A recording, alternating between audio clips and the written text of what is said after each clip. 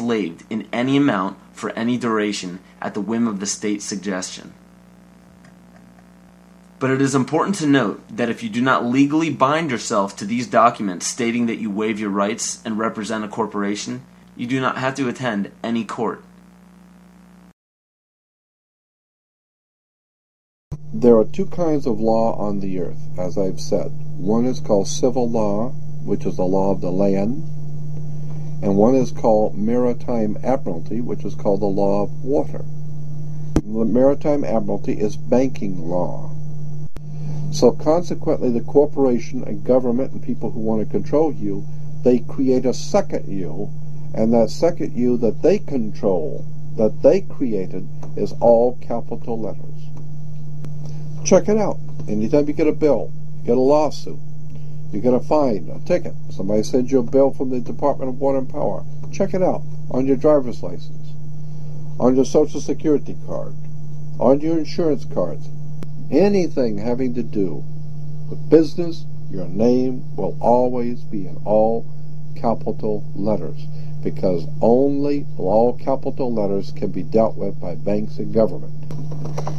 You need to wake up and find out how this stuff really works. Because once you understand that you don't need to submit yourself as an American to a British commercial venture called courts. You're an American. You don't need to go to court. There's nobody. You only go to court because you agreed to go to court. When they send you a subpoena to court or a summons to court, and they've sent you something, you look at it and say, hey, Jack, that's not me. That's in all capital letters. All capital letters is a corporation. Those who are charged under these maritime admiralty courts usually don't understand that they are voluntarily being fined and imprisoned.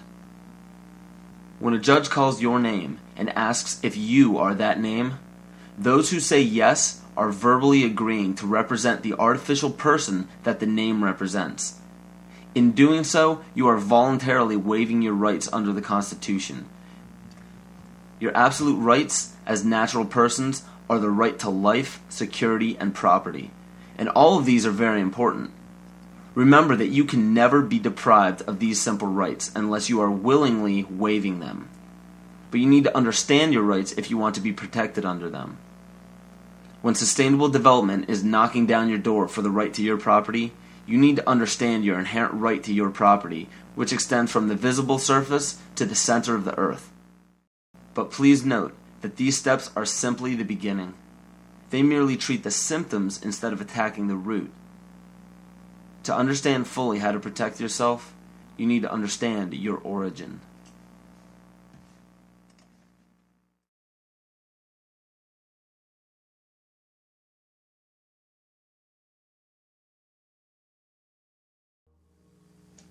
The true history of this planet has been stifled from the top down.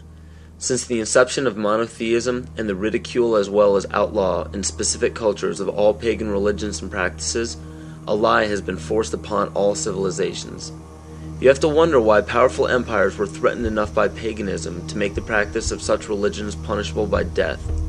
This threat didn't end during the Roman Empire. Take a look at how the founders of America by mandate of Great Britain wiped out Native American tribes indiscriminately.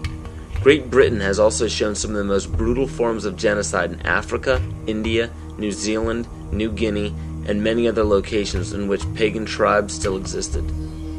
East Timor suffered from one of the most brutal genocides in all of history and was fueled by the United Nations and the United States funding during the Carter administration.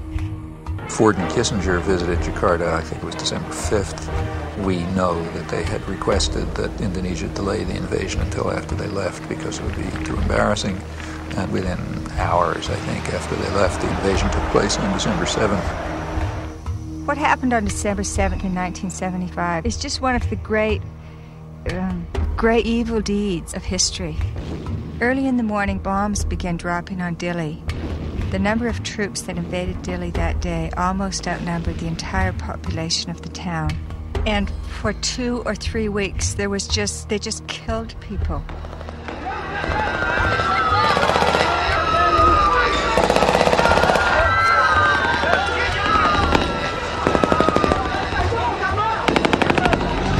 So the Timorese were fleeing into the jungles by the thousands. By late 1977-78, Indonesia set up receiving centers for those Timorese who came out of the jungle waving white flags. Those the Indonesians thought were more educated or who were suspected of belonging to Frelimo or other opposition parties were immediately killed. They took women aside and flew them off to Dili in helicopters for use by the Indonesian soldiers. They killed children and babies. But in those days, their main strategy and their main weapon was starvation. By 1978, it was approaching really genocidal levels. The church and other sources estimated about 200,000 people killed. The U.S. backed it all the way. The U.S. provided 90% of the arms. Right after the invasion, arms shipments were stepped up. When the Indonesians actually began to run out of arms in 1978, the Carter administration moved in and increased arms sales. And other Western countries did the same. Canada, England, Holland, and everybody who could make a buck was in there trying to make sure they could kill more Timorese.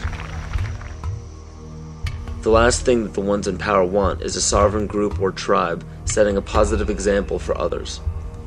It is important to note that followers of monotheistic religions are not to blame, just as not all members of Freemasonry, intelligence agencies, fraternal orders, or political organizations are part of the esoteric agenda that is being carried out in all upper echelons of society.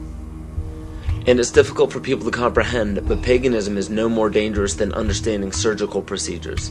The knowledge can be very useful when applied properly, yet it can also have very detrimental effects if misused or abused. Understand that most all of these problems are not by mistake, but by design.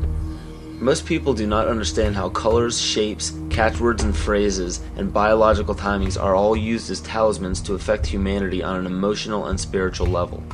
Colors are used hypnotically in every news channel and corporate advertisement. Fast food chains typically use vibrant reds, yellows, and whites in their restaurants to cause the customers to feel hurried and restless. This helps the customers filter in and out quicker to make for more customers. Fine dining restaurants, on the other hand, use very earthy, natural colors such as soft greens, blues, and browns to calm the senses and to make for a more lengthy and peaceful meal. And the same goes for the music that is played at these establishments. Specific musical notations and progressions can give relaxing or exciting stimuli to the body without our knowledge. The music industry goes even further and uses natural rhythms of the heart to map out the tempo of pop songs. This is why 72 beats per minute is used very frequently in pop music. Music is not a product of culture. In 1986, the National Academy of Science found that infants prefer consonant sounds such as perfect fifths rather than dissonant ones. This is just a small example of our natural ability to understand sound. So be very careful when placing a child in front of a TV or near a stereo. Those who believe that children cannot comprehend violence on a TV screen or aggression from music are thinking strictly with the left brain. The child may not rationally understand the words or actions on the screen, but the right brain, even in infants, can absolutely understand everything in its immediate environment because it transmits a frequency that can affect us on a subatomic level. Science has even proven that proper sonic vibrations are essential for the health of our vegetation. Studies done on many ecosystems have shown that when a specific species becomes extinct or moves from an area, another species will replace its song patterns to fit the overall harmony of the vibrations required for plant life to thrive. All these are known as talismans and are used very carefully by corporations and the media. Catchphrases are also used to spark certain emotions in the psyche. When the average person hears the words terror, bombing, gunshots, murder, war, assassination, and so on, the body and the mind respond with heightened alertness and caution.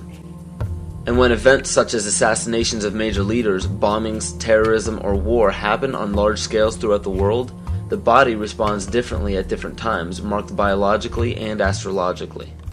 The tragic event involving the Branch Davidians at Waco and the Oklahoma City bombings claimed the lives of men, women, and children as they ended in flames on April 19th. This date is a pagan holiday where human sacrifice is made by fire. The tragic events of September 11th, 2001 happened on the Mayan calendar date of 6 epochs, which represents large-scale change. And when the U.S. attacked Afghanistan on October 7th, 2001, this was the Mayan calendar date of 6K, which represents balancing.